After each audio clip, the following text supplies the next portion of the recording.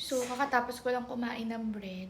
Tapos, ito na naman yung kakainin ko. Rice na tuna ba to? Tuna ba to niluto mo, Bi? Tuna. Niluto ni Sofia.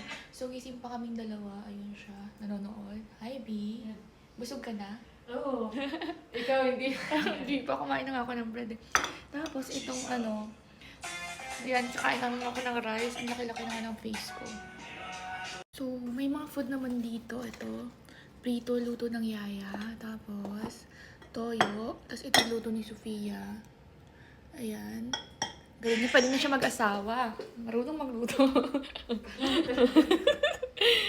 Tapos, ito yung luto ng yaya. Ano to? Soup. Tapos, may soup pa. Yan. So, madami pang food. Ay, nako. Kaya tumataba ako eh. So, let's eat. Sarap. Maanghang siya.